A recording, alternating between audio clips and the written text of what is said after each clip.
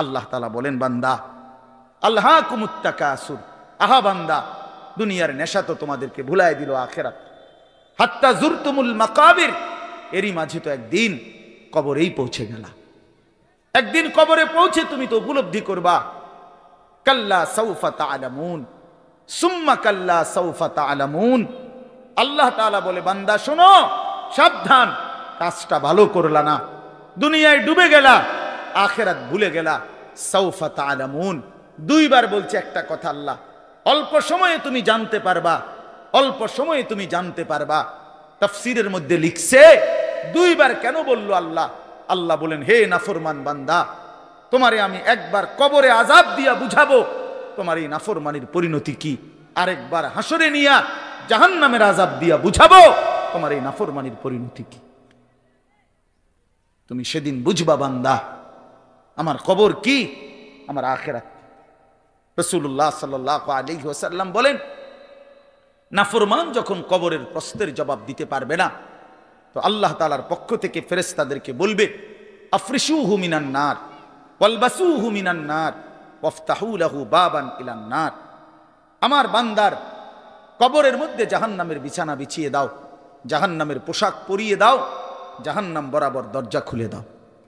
ফেরেশতারা এই তিনটা কাজ করে এই ফেরেশতারা সরে যাবে। আল্লাহর নবী সাল্লাল্লাহু আলাইহি সাল্লাম বলেন, কবর তখন তাকে একটা চাপ দিবে, এই চাপে এই ব্যক্তি ডান পাশের মাটি বাম দিকে, বাম দিকের মাটি ডান দিকে, এইভাবে আইসা চাপ মারবে।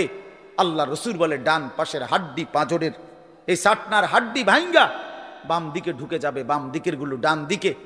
উদাহরণ দিয়ে বুঝাইছে নবী, হাত্তা তাখতালিফা আদলাউহু, এইভাবে দুই আঙ্গুল যেমন একটা আরেকটার মধ্যে ঢুকে যায়, হাড্ডি পাঁজরের গুলো এইভাবে একটা আরেকটার সাথে ঢুকে যায়। আল্লাহ নবী সাল্লাল্লাহু আলাইহি সাল্লাম বলেন, ওয়া ইউকাইয়াদু লাহু মালাকুন আবকামু ওয়া আসাম্মু ওয়া আ'মা। তার কবরে এরপরে নাফরমানের কবরে একজন ফেরেশতা পাঠানো হবে। এই ফেরেশতা তিনটা গুণ, এই ফেরেশতা বোবা, এই ফেরেশতা বধির, এই ফেরেশতা অন্ধ। সে কথাও বলতে জানে না, কানেও শোনে না, চোখেও দেখে না। আল্লাহ রসুল বলেন, ফায়ুতরাবু লাহু বিমিথরাকাতিম মিন হাদিদ। এই ফেরেশতা তখন তাকে লোহার গুর্জ, লোহার হাতুড়ি দিয়ে নাফরমানের বারবাতান বাইনা উযুনাইহি, দুই কান বরাবর মাঝখানে আঘাত করবে। এক একটা আঘাতে ফায়াসিহু সাইহাতান, নাফরমান এভাবে চিৎকার করবে, ইয়াসমাউহা মান ইয়ালিহি ইল্লা সাকালাইন, মানুষ এবং জিন ব্যতীত আল্লাহর কসম গোটা সৃষ্টি এই নাফরমানের আওয়াজ শুনতে পাবে, চিৎকার শুনতে। দোস্ত আমার, বন্ধু আমার, ছেলেরা আমার, জিন্দেগি বড় বেশি রঙিন মনে করছো তোমরা। 18,000 টাকার একটা মোবাইলের কাছে হেরে গেলাম মুসলমানের ছেলে। মাত্র 20,000 টাকা দামের একটা মোবাইলের কাছে এত সুন্দর জীবন শেষ করে দিলাম। ভুল করলাম, ভুল। অল্প টাকায় বেচা গেল, অল্প কয়টা টাকায় হারিয়ে গেল। বেঈমান তোমারে হারায় দিল। ইহুদি, খ্রিস্টান, নাস্তিক, মুরতাদ একটা নারীর উলঙ্গ ছবি অথবা অর্ধ উলঙ্গ ছবি দিয়া, যারে তুমি ধরতেও পারো না, ছুঁইতেও পারো না, শুধু ছবি দেখাইয়ে তোমারে শেষ করে দিল। তোমার দুনিয়াও নষ্ট করে দিল, আখিরাতও নষ্ট করে দিল। হায় হায়, এর চাইতে বড় ব্যর্থতা আর কিছু হইতে পারে না। আমার কথা মনে রাখো বাপ আমার, প্রিয় বন্ধু আমার, সন্তানরা আমার, ছেলেরা আমার, ভাই আমার, যুবক, আমি যদি আর কোনোদিন বলতে নাও পারি, এই একবারই বললাম, এতটা সুন্দর জীবন নষ্ট করে দিও না ভাইয়া, এতটা সুন্দর জীবন নষ্ট করে দিও না ভাই। মেহেরবানি করে বরবাদ হইও না, চরিত্রহীন হইও না। কোরআনুল কারীমের মধ্যে আছে, আল্লাহ তাআলা বলেন, নারীর সাথে অবৈধ সম্পর্ক স্থাপনকারী ব্যভিচারী, এই জিনাখোর, আল্লাহর কসম আল্লাহ বলছে, ইউদাআফ লাহুল আযাবু ইয়াউমাল কিয়ামা। ব্যভিচারী, জিনাকারী, জিনাকারী, ব্যভিচারী। মনে রাখবা ছেলেরা, নারীর সাথে কেউ যদি কথা বলে, সেও চোখের জেনা করে। নারীকে যদি কেউ হাত দিয়ে ধরে, স্পর্শ করে, সে হাতের জেনা। কথা বললে জবানের জেনা। কানে শুনলে তার কথা ভিন নারীর আওয়াজ অথবা তার ভালোবাসার বিশ্রী কথাবার্তা, অবৈধ কথা, তো এটা কানের জেনা। তার সাথে পায়ে হেঁটে এগিয়ে গেলে পায়ের জেনা, অন্তর দিয়ে কল্পনা করলে নারীকে নিয়ে অন্তরের জেনা, আর লজ্জাস্থান দিয়ে জেনা করলে সেটাও জেনা। আল্লাহর কসম নবী বলছে সবটাই জেনা। চোখেরটাও জেনা, হাতেরটাও জেনা, পায়েরটাও জেনা, দিলেরটাও জিনা, মুখেরটাও জিনা, শব্দটাও, আবার লজ্জাস্থানেরটাও জিনা। অতএব যে কোনো স্বামী স্ত্রীর সম্পর্ক ব্যতীত ভিন নারী, ছবি হোক বাস্তবে হোক, নারীর সাথে যার সম্পর্ক, আল্লাহর কসম, রব্বে কাবার কসম, সে ব্যভিচারী, লম্পট, দুশ্চরিত্র, জেনাকার। আর আল্লাহ বলছে আমি তোরে ডবল ডবল ইউদাফ, ইউদাফ অর্থ ডবল রিডবল শাস্তি দেব কিয়ামতের দিন। ওয়াখলুদ ফীহি মুহানা, এবং আল্লাহ বলে তারে বেইজ্জতি কইরা, লাঞ্ছিত কইরা চিরস্থায়ী জাহান্নামে ফেলে দেব। দোস্ত আমার, মনে রাখো বাপ, আমি খোলামেলা বললাম, আমি পরিষ্কার বললাম। ছেলেরা বাপ, তোমরা যারা এই ডান দিকে ওইদিকে দাঁড়ায় আছো, মেহেরবানি করে আমি অনুরোধ করলাম আল্লাহর ওয়াস্তে বসো। বসলে ভাইয়া ভালো হবে। আমি অনুরোধ করলাম ছেলেরা তোমরা দাঁড়ায় থাকো না, ওইদিকে গিয়া বসো, পেছনে বরকত হবে।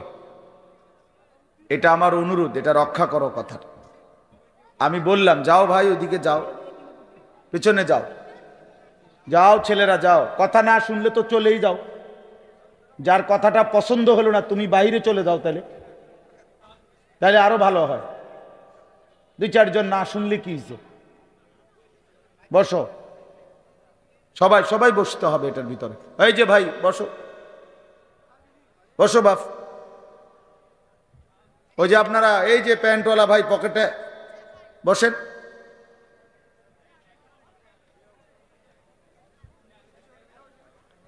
একটা ছোট্ট কথা আগে বুঝেন, সবাই বুঝতে ভালো। কোরআনুল কারীমের মধ্যে আছে হযরত মূসা আলাইহিস সালামকে আল্লাহ তাআলা প্রথম যখন তুর পাহাড়ে, আমরা সবাই জানি যে আল্লাহ তাআলা মূসা আলাইহিস সালামের সাথে তুর পাহাড়ে কথা বলছেন বহুবার, মানে ওয়াহি নাজিল করছেন। আল্লাহর কথা মানেই ওয়াহি। তো প্রথমবার যখন মূসা আলাইহিস সালাম তুর পাহাড়ের ওই টিলাতে উঠলেন, তো সেখানে আল্লাহ তাআলা স্পষ্ট কোরআন শরীফে আছে, আল্লাহ তাআলা প্রথমেই বলে দিছেন ইন্নী আনা রব্বুক ফাখলা'না আলাইক। মূসা, আমি তোমার রব, আমি তোমার মহান মালিক আল্লাহ। তুমি ফাখলা'না আলাইকা, তোমার দুইটা জুতা খুলে ফেলো, দুইটা জুতা খুলে ফেলো। আনা আখতারতুকা, আমি তোমাকে নির্বাচিত করেছি। ফাসতামি' লিমা ইউহা, অতএব আমি যা ওয়াহি নাজিল করতেছি বলতেছি তা মনোযোগ দিয়ে শোনো। তাহলে এখন কি বোঝা গেল? তাফসীরের মধ্যে আছে জুতা খুলতে বললেন কেন? প্রশ্ন হলো জুতা খুলতে বললেন কেন? কথা বললে বলবে। তো আল্লাহ তাআলা এটা বুঝাইছেন, মূসা আমি রব্বুল আলামিনের কথা শুনবার আদব জুতা খুলে বসা, এই জন্য আদব শিখাইছেন, আদব শিখাইছেন।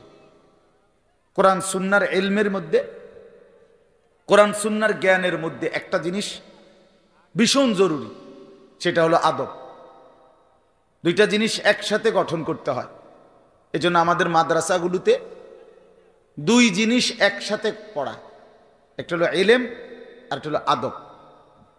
এজন্য মাদ্রাসাওয়ালারা তাদের বাচ্চাদেরকে যেমন পড়ায়, তো বাচ্চার ওযু, গোসল, চলা ফেরা, উঠা বসা, কথাবার্তা, চাল চলনের দিকেও নজর রাখে, যে ছেলেটা দাঁড়াইয়া পেশাব করে কিনা, ছেলেটা টয়লেট পেপার ব্যবহার করে কিনা, দস্তরখান বিছায়া খানা খায় কিনা, বাবা মাকে সালাম দেয় কিনা, ইত্যাদি ইত্যাদি। মানে শুধু শব্দ মুখস্থ করছে, পড়া দিছে, পড়া নিছে, এটা না, তার সাথে সাথে তার জীবন গঠন হচ্ছে কিনা, আদব শিখতেছে কিনা, আখলাক শিখতেছে কিনা, এইটা হলো একই সাথে লক্ষ্য থাকে। এই জন্য হাদিসের মধ্যে আছে, আমাদের প্রিয় নবী সাল্লাল্লাহু আলাইহি ওয়াসাল্লাম বলছেন, আল্লামানি রব্বি ফাআহসানা তা'লিমি ওয়া আদ্দাবানি রব্বি ফাআহসানা তা'দীবি। এই একটি হাদিসে নবীজি দুইটা কথা বলছে। যে আমার আল্লাহ আমাকে সর্বোত্তম এলেম জ্ঞান শিখিয়েছেন এবং আমার আল্লাহই আমাকে সর্বোত্তম আদব শিখিয়েছেন। তাহলে একই সাথে বলছে নবীজি, আল্লামানি রব্বি আদ্দাবানি রব্বি, আল্লাহই আমাকে এলেম শিখিয়েছেন, আল্লাহই আমাকে আদব শিখিয়েছেন। কেন নবীজি বাম পাও দিয়া টয়লেটে ঢুকছেন? কেন ডান পাও দিয়া মসজিদে ঢুকছেন? মনে করেন এই যে প্রতিটা নড়াচড়া, হাত্তাল হারাকাত ওয়াসসাকানাত, নবীজির প্রতিটি স্থিরতা, প্রতিটা নড়াচড়া সবটাই আল্লাহ তাআলার ফয়সালা, আল্লাহ তাআলার পক্ষ থেকে নির্ধারণ করে। তিনি সাহাবীদের সাথে পরামর্শ করছে অথবা নিজে নিজে ভাবছে যে কেমনে শুইলে ভালো হয়, কেমনে হাঁটলে ভালো হয়, না না, আল্লাহ তাআলার পক্ষ থেকে নির্ধারণ করে দেওয়া। এই জন্য বাপ, এটা জরুরি বিষয়। এটা আল্লাহর কোরআনের মজলিস, বরকতময় মজলিস। এখানে জুতা খুলে আল্লাহর কথা শুনলে বরকত হবে, এটা আদব। সবাই যারা মুসা আলাইহিস সালামের ওই ঘটনাটা জানে, কোরআন শরীফে স্পষ্ট আছে যে তখন প্রচন্ড ঠান্ডা ছিল, ভীষণ ঠান্ডা, কুয়াশা, নিচে বরফ। মুসা আলাইহিস সালামের স্ত্রী, ওই যে শোয়াইব আলাইহিস সালামের মেয়ে, যাকে তিনি 10 বছর পরে বিয়ে করে আনতেছিলেন, উনি প্রচন্ড শীতে কাঁপতেছিল। এই সময় মুসা আলাইহিস সালাম একটু আগুনের তালাশে তুর পাহাড়ের ওই টিলার মধ্যে উঠছিলেন। স্ত্রীকে বলছে, ইন্নী আনাস্তু নারা, আমি একটু আগুন তালাশ করে আনি, যদি আগুনটা আনতে পারি তাহলে আগুনের মধ্যে যদি তোমার শরীরে একটু সেঁক দাও তাহলে গরমটা আর শীতটা একটু কম লাগবে। মানে সে শীতকালে আগুন দিয়ে আগের দিনে খুব ছিল, তাহলে বোঝা গেল এত ঠান্ডা, এত প্রচন্ড শীতে যে কাঁপতেছে। কিন্তু এরপরেও আল্লাহ তাআলা বললেন আগে জুতা খোলো। অথচ এই ঠান্ডার মধ্যে জুতা না খুললে ভালো ছিল, কিন্তু এরপরও আল্লাহর কথা শুনবার আদব, জুতা খুলে শুন। হাদিসের মধ্যে কথা স্পষ্ট আছে, আল্লাহর নবী সাল্লাল্লাহু আলাইহি ওয়াসাল্লাম কখনোই খাবার জুতা পরিহিত অবস্থায় খাইতেন না। জুতা পায়ে কখনোই তিনি খাবার খাইতেন না, বরং জুতা খুলে পিঠ সোজা রাইখা, মাথা নিচের দিকে নোয়াইয়া, 2 হাঁটু উপরের দিকে তুলে বিনয়ের সাথে আল্লাহর নবী সাল্লাল্লাহু আলাইহি ওয়াসাল্লাম খাবার গ্রহণ করতেন। নবীজি নিজে বলতেন, আকুলু কামা ইয়াকুলুল আবদ, একজন গোলাম তার মনিবের সামনে যেরকম বিনয়ের সাথে খানা খায়, আমি আমার মহান আল্লাহ পাকের সামনে এভাবে খানা খাই। ভাইয়া, আদব, আদব অনেক বড় জিনিস। আল আদাবু খাইরুন কুল্লু, আদব পুরাটাই কল্যাণ। রাসূলুল্লাহ সাল্লাল্লাহু আলাইহি ওয়াসাল্লাম বলছেন, মা নাহালা ওয়ালিদুন ওয়ালাদাহু মিন নুহলিন মিন আদাবিন হাসান। তোমরা তো বাংলাটা বুঝলা না, জুতা যেহেতু খুলবা না ভাই, তো বাইরে চলে যাও।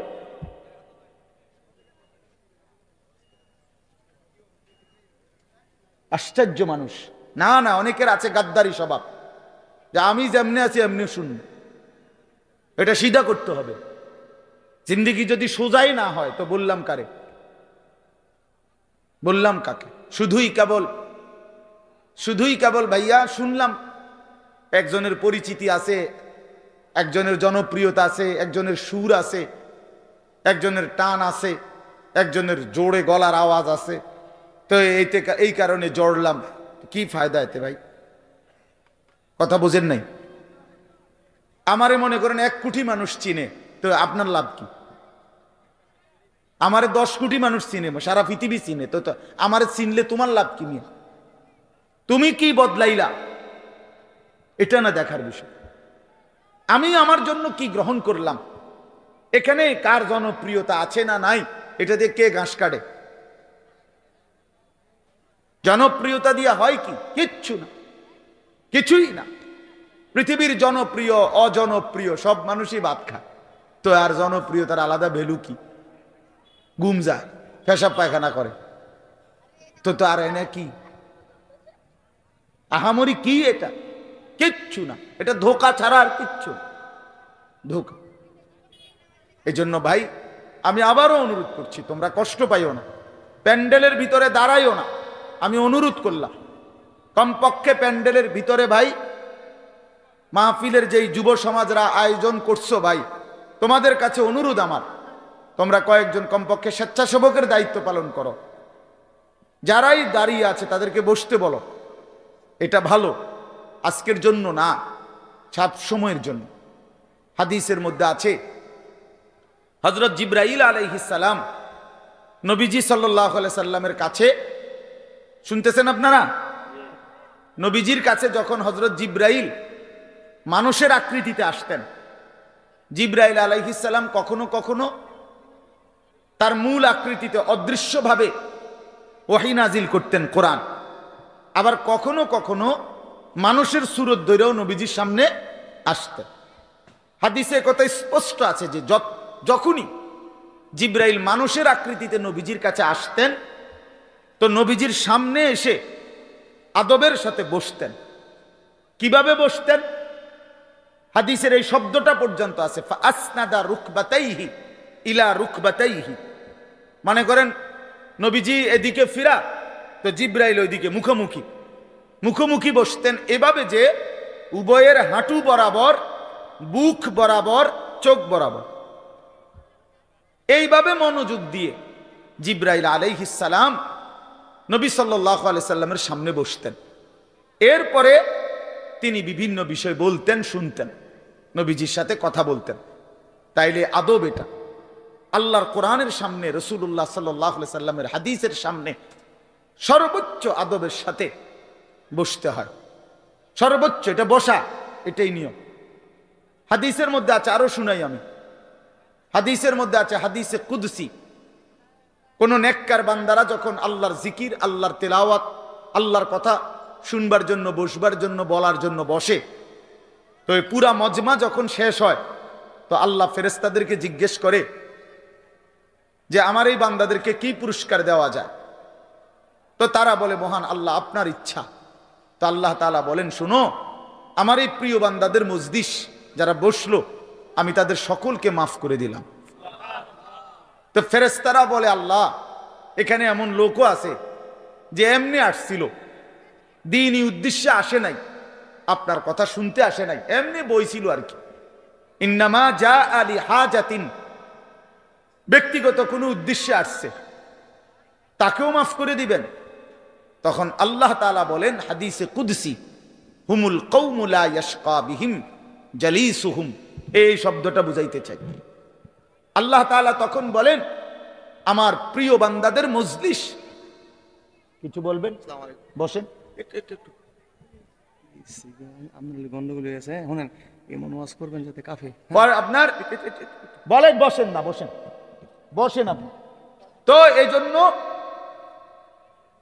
হুমুল কওমু লা ইয়াশকা বিহিম জালিসুহুম, এমন কওম, যে কওম, আল্লাহ বলে আমার নেক বান্দাদের মজলিস এমন মজলিস যেখানে যেই বসছে আমি আল্লাহ কাউকে বঞ্চিত করি না, কাউকেই বঞ্চিত করব না, বরং ফেরেশতারা শোনো, আমি সকলকেই মাফ করে দিলাম। তাহলে এইখানে কথাটা কি? যে জালিসুহুম, আমার নেক বান্দাদের সাথে যারা বসছে আমি সকলকে মাফ করে দিলাম। তাহলে বোঝা গেল বসার গুরুত্বটা আলাদা। এই এতগুলো কথা বলার পরে আর আমার পক্ষে আর কিছু বলার নাই এই বিষয়ে। কোরআন সুন্নাহর আলোকে বললাম। এরপরে কোনো বদনসিব যদি নাই বসে, তার কি করার আছে? তার কি মাথাত বাড়ি দেওয়া যাবে? কথা বুঝছেন না? কাজেই এরপরে কোনো দুর্ভাগা না বসলে ঠিক আছে। ইসরাফিলের ফু যেদিন দিবে সেদিনও বহু মানুষ গাফেল থাকবে, হাদিসে আছে। ইসরাফিলের ফু হবে, পৃথিবীতে ভূমিকম্প শুরু হবে, জমিন কাঁপতে শুরু করবে, আসমান ভাঙতে শুরু করবে, তখনও গাফলতের মধ্যে বহু মানুষ থাকবে। এই অবস্থাতেই মৃত্যু হবে, এই অবস্থাতেই হাসর হবে। কাজেই গাফেল থাকবেই, গাফেল থাকবেই। এই জন্য আল্লাহ তাআলা আমাদের প্রত্যেককে আল্লাহর কথা, কোরআন সুন্নাহর কথা মনোযোগ দিয়ে, আন্তরিকতা নিয়ে শুনবার তৌফিক দান করেন। এবার আর একটা কথা, ছোট্ট কথা, সেটা হলো ভাই, মেহেরবানি করে প্রত্যেকে এই যাদের হাতে মোবাইল, এই হাতে ধরা এই মোবাইলগুলো নামায় ফেলো। আল্লাহর ওয়াস্তে আমার এই কথাটা রাখো, ভালো হবে। আমি তোমাদের কল্যাণের জন্য বললাম। আল্লাহর ওয়াস্তে এই হাতের মোবাইলটা অল্প একটু সময়ের জন্য আমি অনুরোধ করলাম, এটা নামাইয়া এটা বন্ধ করে দাও। এমনি শুনো, চেহারার দিকে তাকাইয়া শুনলে দোস্ত ভালো হবে, মনোযোগ বাড়বে, দিলে কথা জমে। শুধু মোবাইলটা ধরে রাখলে একটা বড় সমস্যা হলো নিজের অন্তরের মধ্যে জেহানে থাকে এটা যে আমার মোবাইলে উঠতেছে কিনা, সেই জন্য সারাক্ষণ নজর এটার দিকে থাকে। আর একটা মনোবিজ্ঞানীদের একটা কথা হলো, মানুষের অন্তর একসাথে দুই জিনিস ভাবতে পারে না। এটা একটা কি পরীক্ষিত কথা, দিলে একই মুহূর্তে দুই জিনিস ভাবে না। এটা রাইখে তোমার আরেকটা ভাবতে হবে। তাহলে এখন যেহেতু তোমার ফিকিরে মনোযোগ মোবাইলটাতে উঠতেছে কিনা ঠিক মতো, তাহলে আর নিজের জন্য কিছু গ্রহণ হবে না। মোবাইলে উঠছে ঠিক আছে, সুন্দর, আওয়াজও ক্লিয়ার হয়েছে, পুরা বয়ানটাও উঠছে, তো এরুম তো ওয়াজ লাখ লাখ আছে মোবাইল। নিজের জন্য কি হলো? আমার দিলের জন্য আমি কি নিলাম? আমার নিজের জন্য আমি কি নিলাম? এই জন্য দোস্ত, এটা জরুরি বিষয়, এটা গুরুত্বপূর্ণ বিষয় যে নিজের জন্য গ্রহণ করা। তু আগার মেয়েরা নিহি বনতা না বন, আপনা তো বন। ভারতীয় উপমহাদেশের একজন বিখ্যাত বুজুর্গ বলছেন, সৈয়দ আবুল হাসান আলী নদভী রহমতুল্লাহ আলাই, হে যুবক, যদি তুমি মানুষের কল্যাণ, সমাজের কল্যাণ, কারো কোনো উপকার যদি করতে নাও পারো, আপনা তো বন, নিজের ভালোটুকু তো করো, নিজের কল্যাণটা তো কমপক্ষে ভাবো, নিজেরে কমপক্ষে সুন্দর বানাও। আমি কে? আমি কোত্থেকে আসলাম? আমারে কে বানাইলো? আমি কোত্থেকে আসলাম? কেন বানাইলেন? আমি ফিরে যাব কোথায়? প্রতিনিয়ত দোস্ত, বন্ধু আমার, বাপ আমার, যে মানুষগুলো কবরে চলে যায়, তাদেরকে কে নিয়ে যাচ্ছে? কেউ তো নিজের থেকে মরতে চায় না, আত্মীয় স্বজনও তো কারো মৃত্যু চায় না, কিন্তু একজন অদৃশ্য মালিক নিয়ে যাচ্ছে। কেন নিয়ে যায়? কেন নিয়ে যাচ্ছেন? কোথায় নিয়ে যাচ্ছেন? এজন্য প্রিয় বন্ধু, বাপ, এটা আমাদের ভাবা উচিত।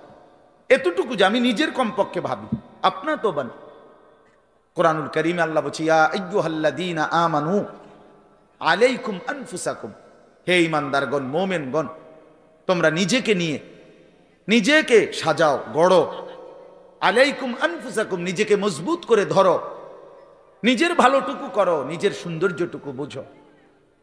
কোরআনুল কারীমে আল্লাহ বলছে, ভাইয়া, ওয়ালা তুলকু বিআইদিকুম ইলা তাহলুকা, হে আমার বান্দা, নিজেকে নিজে ধ্বংস করে দিও না, নিজেকে নিজে বরবাদ করে দিও না। একটা মোটর সাইকেল, অনেক ছেলে পেলে, আমি প্রায় সময় বলি, আমার এতটা মায়া লাগে যে হায়, নিজে একটা মোটর সাইকেল এইভাবে চালায়, মনে হয় একটা কুত্তাও এভাবে দৌড়ায় না, এত দ্রুত গতি। আহা সন্তান, অ্যাক্সিডেন্ট করলে তো তোমারই পাওটা ভাঙ্গা যাবে, অ্যাক্সিডেন্ট করলে তোমার মাথাটা ফাইটা যাবে, অ্যাক্সিডেন্ট করলে তুমি তো রক্তাক্ত হয়ে যাবে। এতটুকু ভালো যদি না বুঝে এই পাগল, এই মাতাল, কি পরিমাণ মাতাল, এ কি পরিমাণ মাতাল! খুব জোরে চালাইলে মানুষে দেখবো, মানুষে দেখতে দেখতে তো তুমি গেছোই গা, তো কি দেখতো মানুষে? এটা দেখবো কি? তা তুমি দেখবার আগে তো তুমি তো দৌড় দিছো কুত্তার মতো, তো তোমার কি তা চাইতো মানুষ? কি দেখবো এটা? এটা দেখার কি আছে এটাতে? আস্তাগফিরুল্লাহ, আস্তাগফিরুল্লাহ। এরকম অসংখ্য বিষয় আছে যে তুমি যদি মনে করো দিবানিশি চরিত্রহীনতার মধ্যে ডুবে গেলা, উলঙ্গ ছবি, নর্তকীর নাচ, জেনা, ব্যভিচারের দৃশ্য দেখলা, সারা রাত সারা দিন মোবাইলে, প্রিয় বন্ধু আমার, ভাই আমার, তুমি একবার ইনসাফের সাথে ভাবো যে এর পরিণতিতে তোমার হালাত কি হবে?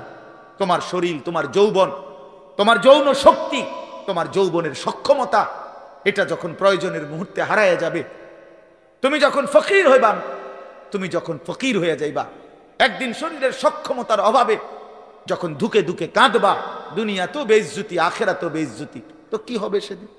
কে তোমার খবর নিবে? কে কার খবর নেই? স্বার্থপর এই দুনিয়ায় কেউ কারো খবর নেয় না দোস্ত।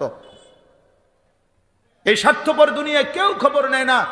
তুমি যেদিন মরে যাবা, আমি যেদিন মরে যাব, সেদিনও পৃথিবীতে সূর্য উঠবে, চাঁদ উঠবে, এই গাড়ি চলবে, সিএনজি চলবে, অটো চলবে, দোকানপাট খুলবে, ব্যস্ত মানুষ সব বাজার ব্যবসা ঠিকই চলবে, সব দৌড়াচ্ছে, শুধু আমি নিস্তব্ধ, শুধু আমি থেমে গেলাম।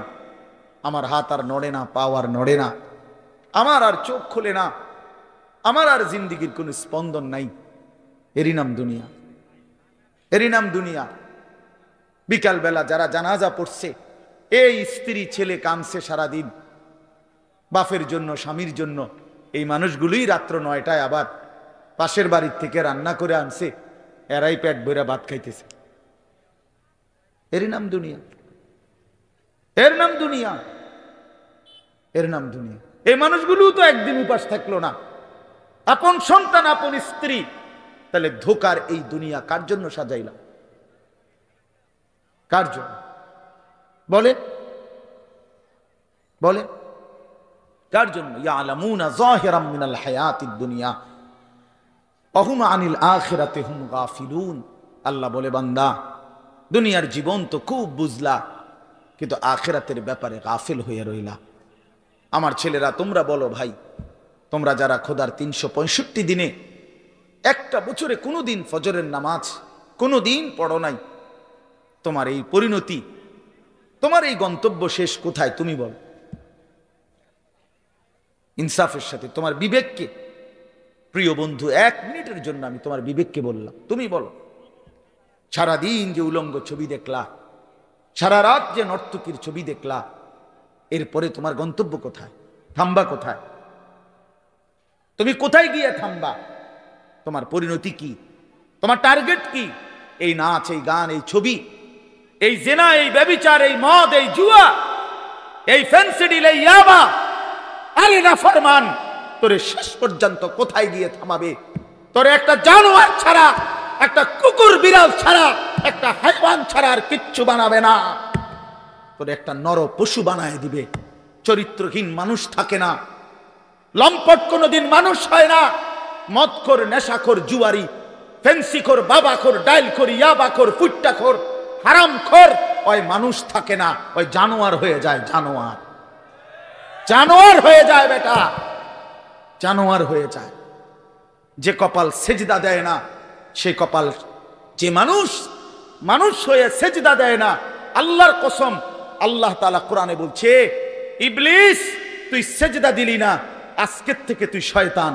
এজন্য যে কপাল সেজদা দেয় না, সে মানুষ নয়, শয়তান। শয়তান বেটা, তুই বেটা শয়তান, শয়তান, এটা শয়তান। এর আগে কোনদিন ইবলিসকে শয়তান বলতো? কোন দিন থেকে বলছে? যেদিন থেকে সে সেজদা দেয় নাই। কথা বলেন না কেন? ইবলিসের আগে কি শয়তান আছিল? সেজদা যেদিন দিল না, সেদিন থেকে মালিক বলল, আজকের থেকে তুই শয়তান। ইবলিস যেদিন সেজদা দিল না, সেদিন আল্লাহ বলল, ফখরুজ ফাইন্নাকা রাজিম, বের হ, আজকের থেকে তুই রাজিম, অভিশপ্ত, মালউন, অভিশপ্ত, রাজিম। আল্লাহ বলছে, ওয়া ইন্না আলাইকাল লা'নাতা ইলা ইয়াউমিদ্দিন। ইবলিস তুমি সেজদা দিলা না, মনে রেখো আজকের থেকে কিয়ামত দিবস পর্যন্ত তোর উপরে আমি আল্লাহর লানত। এজন্য বেনামাজি তোর উপরে আল্লাহর লানত, তোর উপরে আল্লাহর লানত, তোর উপরে খোদার গজব। আর আল্লাহর লানত যার উপরে, সে সুখ পায় না। ওই মালিকের সাথে গাদ্দারি করে সুখ মিলে না। খবর নিয়ে দেখো, তুমি না জানলে আমি জানি। জিন্দিগির আজ 21 বছরের এই ওয়াজের জীবনে কত শত মানুষ জীবনের কত দুঃখ বেদনা আমরা তো শুনি না? আমরা কাছে দোয়া চায় না? কোন হারামখোর, কোন সুদখোর, কোন ঘুষখোর, কোন বেপর্দা নারী, কোন বেহায়া নারী, কোন মদখোর জুয়ারি, কোন নারীর সাথে অবৈধ সম্পর্ক স্থাপনকারী পুরুষ কিংবা নারী, আল্লাহর কসম সুখে নাই, সুখ মিলে না, সুখ মেলে না। নোনা জলে তৃপ্তি হয় না। যে পানি লবণাক্ত, ওই পানি তৃষ্ণা মিটায় না। অতএব গুনাহ তৃষ্ণা মিটায় না, গুনাহ কাউকে তৃপ্তি দিতে পারে না। আল্লাহর নাফরমানি কাউকে সুখ দিতে পারে না বন্ধু। আল্লাহ কোরআনে বলছে ওয়াদারু যাহিরাল ইসমি ওয়া বাতিনা, আমার বান্দা প্রকাশ্য গুনাহ ছেড়ে দাও, গোপন গুনাহ ছেড়ে দাও। আল্লাহ বলছে ওয়ালা তাকরাবুল ফাওয়াহিশা মা যাহারা মিনহা ওয়া মা বাতান, আল্লাহ বলছে বান্দা প্রকাশ্যে কিংবা গোপনে কোনো অশ্লীলতা, বেহায়াপনা, অসভ্যতার কাছেও যেও না। আল্লাহ বলছে ওয়ালা তাকরাবুজ জিনা, জিনা ব্যভিচারের কাছে, নারীর সাথে অবৈধ কোন রকম সম্পর্কে যেও না বান্দা। ইন্নাহু কানা ফাহিশা, এটা বড় বেশি অশ্লীলতা। ওয়াসাআ সাবিলা, এটা বড় মন্দ পথ। হায় যুবক, ভুল করে না, ওই নারীর ফাঁদে একদিন তোমারে সে জাহান্নামে পৌঁছায় দিবে, একদিন তোমারে কবরে পৌঁছায় দিবে। সে তোমারে সুখ দিবে না। চরিত্রহীন নারী সুখী হয় না। যার নিজের সুখ নাই তে তোমারে কি সুখ দিবে? সুখ দিবে কিভাবে? সিনেমার নর্তকী সুখ দিবে কিভাবে? সে নিজে তো সুখে নাই, সে তো সুখে নাই। এই জন্য এটা জরুরি। বাবাদেরকেও বলি, হায়াতের 60 বছরেও যারা গুনাহ ছাড়তে পারেন নাই, মনে রাখেন বাপ, এই কবর দেখা যায়, কবর দেখা যায়। চলেন এবার তর্জমাটা শোনেন, তাইলেই আমার কথা শেষ। একটু দেখেন কোরআনুল কারীমের 30 নম্বর পারা 102 নম্বর সূরা, সূরাটার নাম আত-তাকাসুর। ছোট্ট একটা সূরা, 8টা আয়াত আমি তেলাওয়াত করছি।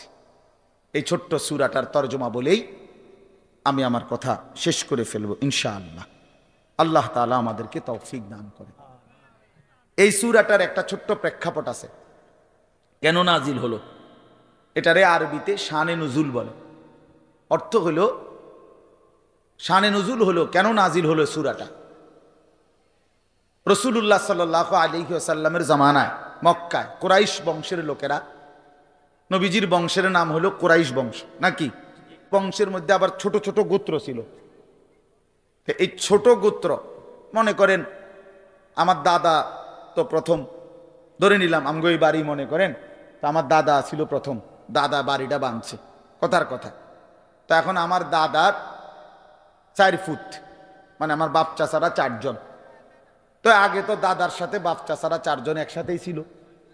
তো দাদা মরে গেল, এখন বাপ চাচাদেরও সংসার বড় হয়ে গেল, ফলে এখন সবাই আবার আলগা আলগা আরো জায়গা জমি কিন্না ডাইনে বামে গদ্দুয়ার করছে, আরো বাড়ি ঘর বাড়ছে। এখন চাচার বাড়িও আলাদা নামে পরিচয়, জেডার বাড়িও আলাদা নামে পরিচয়, আমগো বাড়িটাও কি আলগা নামে পরিচয়, এমন আছে না, এই আর কি।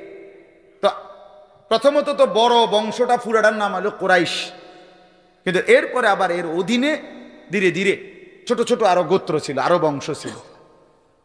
এই যে ছোট বংশ যেগুলো ছিল, এরা প্রতিনিয়ত, এদের একটা বদভ্যাস ছিল যে এরা নিজেদের মধ্যে অবসর পাইলেই নিজেদের ক্ষমতা, প্রভাব, প্রতিপত্তি, অর্থ সম্পদ, স্ত্রী পরিজন, সন্তানাদি, বংশধর, কার কদ্দুর কত বেশি দুনিয়া, এই নিয়ে নিজেদের মধ্যে বড়াই করত, প্রতিযোগিতা করত, তর্কাতর্কি করতো আর কি। হ্যাঁ, নিজেদের মধ্যে বিতর্ক করত। আমার চাচা এই, আমার জেডা এই, আমার মামা এই, আমগো বাড়িতে এত আছে, টাকা এত, বাড়ি এত, জায়গা এত, জমি এত, তোরার কিতাবেডা, এগুলো আমাদের মধ্যে হয় না এমন? এরকম ওরা প্রচন্ড ভাবে এইটা নিয়ে বিতর্ক করত। অর্থ সম্পদ এবং ক্ষমতা, প্রভাব, প্রতিপত্তি এবং বংশধর নিয়ে নিজেদের মধ্যে গর্ব এবং অহংকার করত, প্রতিযোগিতা করত, কার কত বেশি দুনিয়া দুনিয়া। তো এটা তাদের একটা অভ্যাস ছিল। এর মধ্যে 2টা গোত্র, বনু আব্দে মানাফ এবং বনু সাহাম, ওই কুরাইশের শাখা, এই 2টা গোত্রের নাম। একদিন তারা এই 2 গোত্র প্রচন্ড তর্কে লাগছে, কার বংশ বড়, কার সম্পদ বেশি, কার ক্ষমতা বেশি, কইতেছে, এরা একবার কয়, এরা একবার কয়। এই বলতে বলতে যার জের বড়ত্ব, দুনিয়ার অহংকার, দুনিয়া বাড়ানোর এই নেশা বুঝাইতে বুঝাইতে এক পর্যায়ে ওই বনু সাহাম একটা গোত্র, তারা বনু আব্দে মানাফ এই পরিমাণ বলছে যে তারা হিসাব করছে যে আমগো কইমা যাইতে আছে, মানে এরা হাইরা যাবে হিসাবে। এরার থেকে মানে হিসাব দিতে গিয়া আর মিলাইতে পারতেছে না, এগো বাইরে গেছে। এই তখন এরা এই বনু সাহাম এই গোত্র কইল কি অগরে এ দিগাও কই কবরস্থানে আসো। কোথায়? কবরস্থানে আসো, আসো কবরস্থানে। কবরস্থানে কি আসো না? তা আইসা এবার কবরস্থানের সামনে আইসা তাগো ওই মুর্দা যারা কবরে তাগো বংশের এবার এই হ্যাগো হিসাব দেয়া আইতেছে। এই বেটা আমার চাচা মরলে কি হইছে, চাচা কি আছিল তুই জানোস বেটা?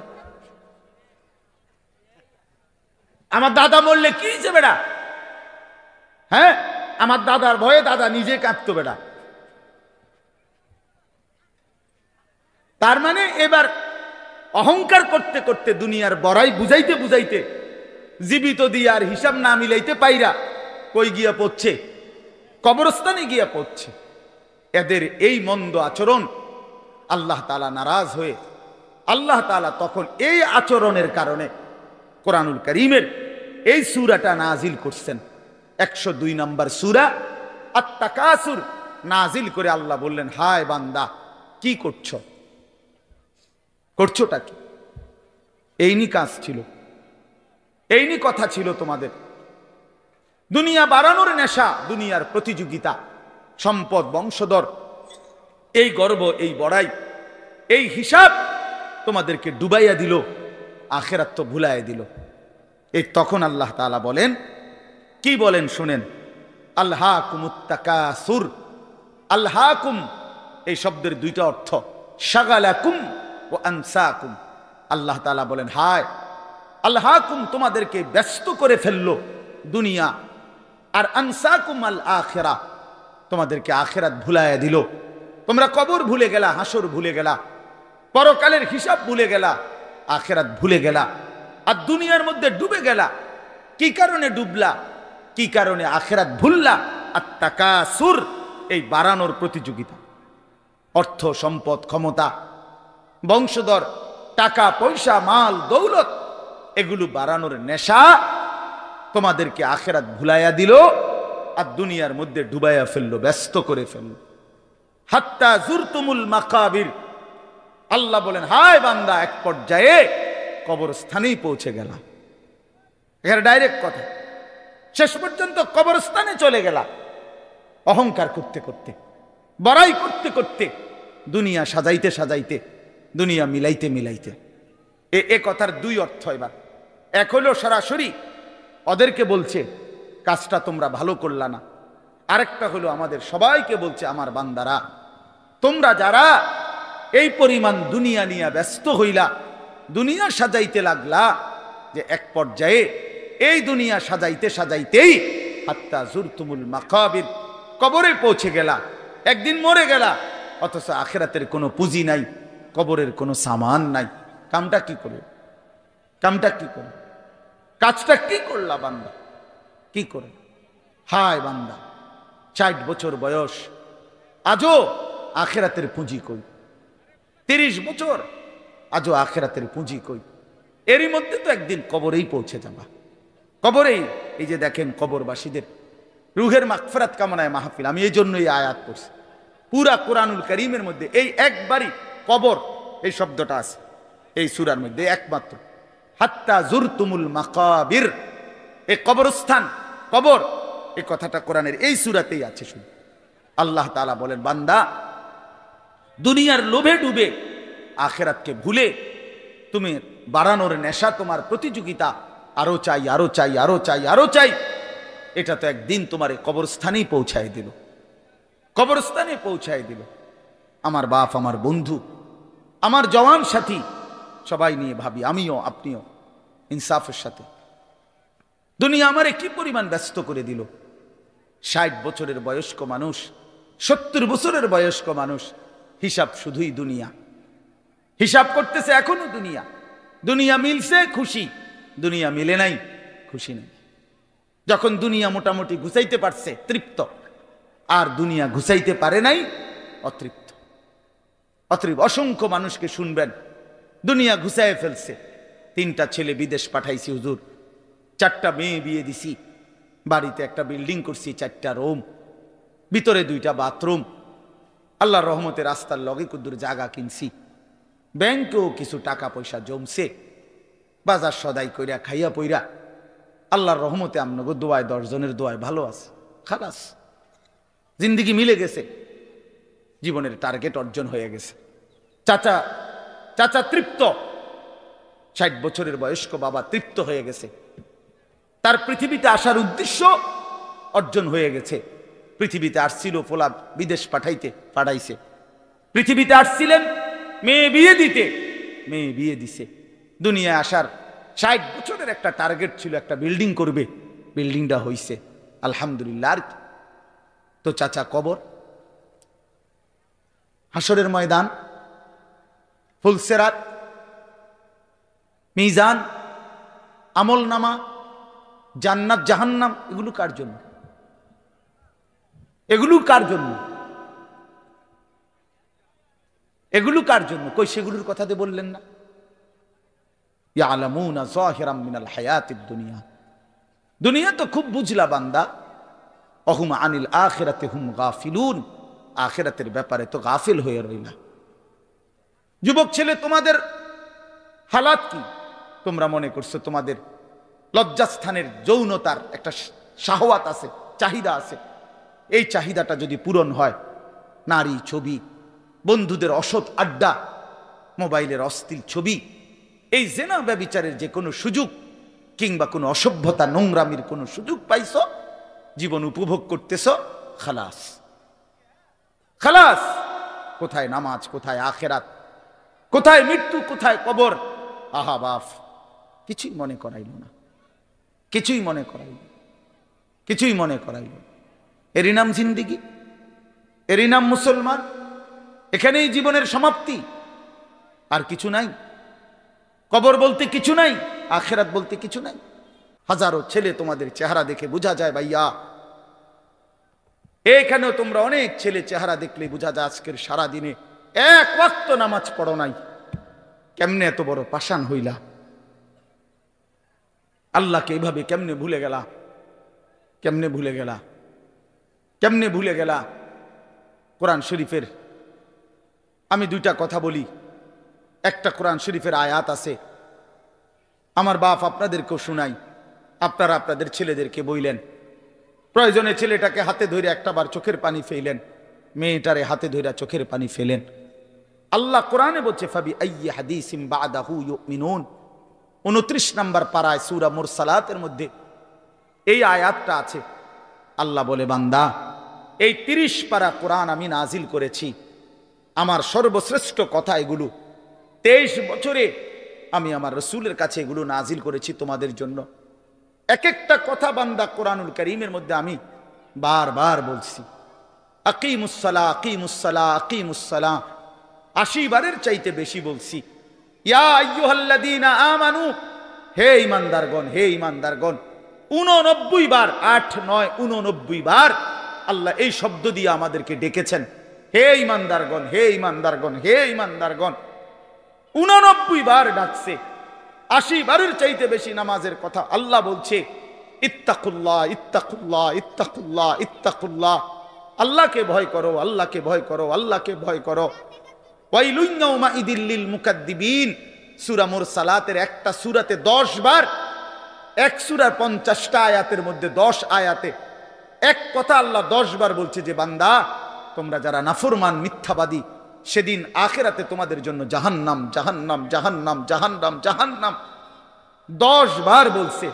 তো আল্লাহ বলতে চাচ্ছে, বান্দা, এতবার বললাম, এতভাবে বললাম, এত বড় শ্রেষ্ঠ কোরআন নাজিল করলাম, তুমি বান্দা এবার আমারে বলো যে বান্দা আমি আর কতবার বললে, আর কেমনে বললে, আর কোন কিতাব নাজিল করিলে এক একটা কথা আর কতবার বললে তুমি আমারে মানতা?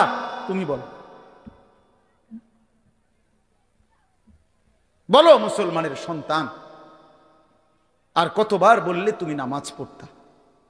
এই কথা যখন তোমার সামনে হাসরের ময়দানে এভাবে আল্লাহ জিজ্ঞেস করবে যে আর কতবার বললে বান্দা তুমি আমারে সেজদা করতা, কি জবাব দিবা বাপ? আর কতবার বললে তুমি সুদ ছাড়তা? 30 বছর মুসলমান সুদ খায়, 30 বছর টানা মুসলমান মিথ্যা বলে, 30 বছর মুসলমান প্রতিদিন ওজনে কম দেয়, এটা মুসলমান? 30 বছর ধরে মুসলমানের ঘরে প্রতিদিন রঙিন টেলিভিশনে নাচ গান নর্তকীর ছবি চলে, প্রতিদিন টেলিভিশন চলবে, এটা জিন্দেগি? এটাই জীবন? 60 বছর বয়স আপনি এখনো বিড়ি সিগারেট খাবেন, এটাই কথা ছিল? 60 বছর বয়স এখনো আপনি চা দোকানে টেলিভিশন দেখবেন, এই কি কথা ছিল চাচা? আহা, কবরে যাবেন কোন দিন? তাইলে মরণের কথা মনে পড়বে কোন দিন? যুবক ভাই বলো, 365 দিনে একটা বছর কোনোদিন ফজরের নামাজ পড়লা না, এ কেমন জিন্দিগি তোমার? তুমি আল্লাহরে এতটা ভোলা কেন ভুলে গেলা? এভাবে ছেড়ে দিলা কেন ভাই আমার? এই হলো একটা প্রশ্ন। আরেকটা প্রশ্ন হলো, লাকাদ মান্নাল্লাহু আলাল মুমিনিনা ইজ বাআসা ফীহিম রাসূলাম মিন আনফুসিহিম। আমার এটুকু কথা মনোযোগ দিয়ে শুনেন সবাই। নবী সাল্লাল্লাহু আলাইহি সাল্লামের ব্যাপারে আল্লাহ বলছে, বান্দা, হে আমার ইমানদার বান্দা, এই পৃথিবীর সমস্ত নিয়ামত আমি দিয়েছি সবার জন্য। আসমান জমিন চন্দ্র সূর্য আলো বাতাস রোদ বৃষ্টি হাসি কান্না আনন্দ বেদনা স্ত্রী সন্তান গাছ ফল ফুল ক্ষেত ফসল টাকা পয়সা জায়গা জমি, এগুলো তো আমি সবাইকে দিছি। কিন্তু তোমরা ইমানদারগণ শুনো, আমি মহান আল্লাহ রাব্বুল আলামিন তোমাদের জন্য একজন আলাদা আমার সর্বশ্রেষ্ঠ রাসূল, কলিজার টুকরা, আমার সবচেয়ে প্রিয় মাহবুব, আমার বন্ধু, আমার আখিরি রাসূল নবী মুহাম্মদুর রাসূলুল্লাহ সাল্লাল্লাহু আলাইহি সাল্লাম, তাকে আমি তোমাদের জন্য দিয়েছি। এটা আমার সর্বশ্রেষ্ঠ নিয়ামত। বলেন আলহামদুলিল্লাহ, বলেন আলহামদুলিল্লাহ। তো আল্লাহর নবী সাল্লাল্লাহু আলাইহি সাল্লাম, আপনাদের কাছে এই কথাটা বলি, যুবক ভাই তোমাদের কাছেও বলি, হাসরের ময়দানে মনে রাখো ভাইয়া, নবী সাল্লাল্লাহু আলাইহি সাল্লাম উম্মতের আমলনামা দেখবে, উম্মতের আমলনামা দেখবে নবী। আর দেখা নবী সাল্লাল্লাহু আলাইহি ওয়াসাল্লাম উম্মতের এই আমলনামা হাতে নিয়ে যখন দেখবে, পৃষ্ঠার পর পৃষ্ঠা ফজরের নামাজ নাই, 30 বছর মিথ্যা বলে, 30 বছর সুদের লেনদেন, 40 বছর হারামের ব্যবসা করছে, কোনো দিন 5 ওয়াক্ত নামাজ পড়ে নাই, স্ত্রী পর্দা করে নাই, ছেলেটা নামাজ পড়ে নাই, ঘরের মধ্যে অনবরত টেলিভিশন চলছে। প্রিয় ভাই আমার, বাপ আমার, আল্লাহ নবী সাল্লাল্লাহু আলাইহি সাল্লাম সেদিন চোখের পানি ফেলবে আর বলবে, উম্মত এটা কি আমলনামা নিয়ে আসছো? উম্মত তুমি আমার এত বড় বেইজ্জতি কেমনে করলা? আমি 23টা বছর তোমাদের জন্য কেঁদেছিলাম, সারা রাত এশার নামাজের পরে নবী দাঁড়াইছে কানতে কানতে, ফজরের আজান পর্যন্ত নবী উম্মতের জন্য দোয়া করছে আর চোখের পানি ফেলছে। তায়েফের পাথরের আঘাতে পিঠটা ছিদ্র করে ফেলছি, ক্ষুধার কষ্টে পেটে পাথর বেঁধেছিলাম, উহুদের দান শহীদ করা রক্ত নিয়ে উহুদের ময়দানে পড়েছিলাম বেহুশ হয়ে, ঘরের চুলায় 3 মাস আগুন জ্বলে নাই। এত কষ্ট, এত চোখের পানি, এত ক্ষুধার কষ্ট, এত রক্ত, বিনিময়ে উম্মত এটা কি নিয়ে আসলাম? নামাজ কই, সেজদা কই, রুকু কই, ফজর জোহর আসর মাগরিব এশা কই, হারাম থেকে বাঁচা কই, হালাল উপার্জন কই, জিকির কই, তেলাওয়াত কই, আমার সুন্নত কই? কেমনে এমনে ভুলে গেলা উম্মত? আমার এত বড় বেইজ্জতি কেমনে করলা? আমার এত বড় অপমান কেমনে করলা? কি জবাব দিবেন বলো ভাই? আমার কথা শেষ ভাই, কি জবাব হইতে পারে তখন? আল্লাহ তাআলা বলবেন, আল্লাহ তাআলা বলবেন, বান্দা আমি আর কেমনে বললে তুমি মানতা? নবী বলবেন, উম্মত আমি আর কত চোখের পানি ফেললে তুমি আমার কথা মনে করতে? আর কত রক্ত ঝরাইতাম আমি? 23টা বছর আমি শুধুই কাঁদছি, শুধুই কাঁদছি, সারা রাত কেঁদেছি। ভাই আমার, দোস্ত আমার, বন্ধু আমার, নওজোয়ান ছেলেরা আমার, নষ্ট হইও না, নষ্ট হইও না। প্রিয় বন্ধু, আজীবন ফিলিস্তিনে রক্ত ঝরবে আর আরাকানে রক্ত ঝরবে, আর তুমি আর আমি নিরাপদ থাকবো, এটা ছিল, এটা যারা ভাবছিলা, আজ ইসকনের গুন্ডারা, ইসকনের সন্ত্রাসীরা এটা প্রমাণ করে দেখাইছে। ইসকনের গুন্ডারা, ওই হিন্দু সন্ত্রাসীরা, এরা প্রমাণ করে দিছে তোমাদের আমাদের সবাইকে যে মুসলমানের বাচ্চা সুযোগ পাইলে তোদের কাউকে ছাড়ব না। এই জন্য আমার মুসলমান ভাইয়ের শহীদ সাইফুল ইসলাম আলিফ, অ্যাডভোকেট সাইফুল ইসলাম আলিফের তাজা রক্তে চট্টগ্রামের জমিনে এই ইসকনের গুন্ডারা, সন্ত্রাসীরা দিনে দুপুরে প্রকাশ্য দিবালোকে এই 92% মুসলমানের বাংলাদেশে, যে দেশে কালেমার উচ্চে ফজরের আজানে যে দেশে ভোর হয়, যে দেশের কোটি কোটি জনগণ মুসলমান, সে দেশে প্রকাশ্যে দিবালোকে ইসকনের গুন্ডারা, সন্ত্রাসীরা, এরা আমাদের মুসলমান একজন অ্যাডভোকেটকে জবাই করে ফেলছে। শুনেছ বন্ধু? এটা কি ভাবছ? জিন্দেগি শুধু মোবাইল টিপতে টিপতে শেষ হইব? তুমি কোনোদিন মুসিবতে পড়বা না? না, হ্যাঁ, এইভাবেই মনে করছো জিন্দেগি, এই রং তামাশার জীবনটাই শেষ। বাপ কিছু বলে না, মা কিছু বলে না, স্ত্রী কি, স্বামী, সন্তান সব আলাদা আলাদা, সবাই সবার মন মতো চলতেছো। ভাইয়া, এরই নাম জীবন? বেঈমান বুঝাইয়া দিছে, এই জমিনে রক্ত ঝরাইয়া বুঝাইছে। অনেক মানুষ তো বলে সবসময়, আমরা হুজুররা কেন চিল্লাই, আমরা কে এত কিছু চিল্লাই? আরে বন্ধু, আমরা তো এই কথাই বুঝাইতে চাই যে কাফের বেঈমান সুযোগ পাইলে হুজুর, পাবলিক, জনগণ কাউরে ছাড়বে না। নাই তো অ্যাডভোকেট সাইফুল ইসলাম তো হুজুর না, কথা বলেন না কেন? তো অরে জবাই করলো কেন? অরে জবাই করলো কেন? এই বাংলাদেশে কত মুসলিম নেতা আমাদের জাতির কত বড় বড় রাহবারদেরকে, ওলামায়ে কেরামকে আপনার জেলখানায় পুরাইছে, বছরের পর বছর করে ফেলে রাখছে। কই বাংলাদেশের মুসলমান তো কোনোদিনের বিনিময়ে কারো রক্ত ঝরায় নাই। তাহলে ওই বেঈমানরা, তাদের একজন কাফের, ওই চরিত্রহীন, তার নামে অসংখ্য নারী নির্যাতন, শিশু নির্যাতনের অসংখ্য অভিযোগ তার নামে, তারে বহু জায়গা থেকে বহিষ্কৃত করছে।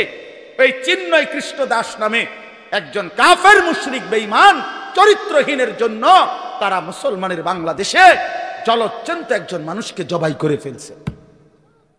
আজকে আবার পেঁয়াজের ধমক দেয়, পেঁয়াজ বন্ধ করে দিবে, আটা বন্ধ করে দিবে, আলু বন্ধ করে দিবে। ইন্ডিয়া থেকে আমাদেরকে ধমকায়, আমরা পেঁয়াজ বন্ধ করে দিবে। আলু তার আব্বার, পেঁয়াজ কি ইন্ডিয়ার আব্বার? কথা বলো না মিয়া। তাইলে কিসের ভয় দেখায়? 110 কোটি জনগণ তাদের। আরে মুসলমান তো 110 কোটিকে ভয় পায় না, 210 কোটিকে ভয় পায় না। আমাদের সংখ্যা হিসাব না, আমাদের শুধু একজন, আগেও একজন, এখনো একজন, আগামী তো আমাদের একজন, তিনি আল্লাহ।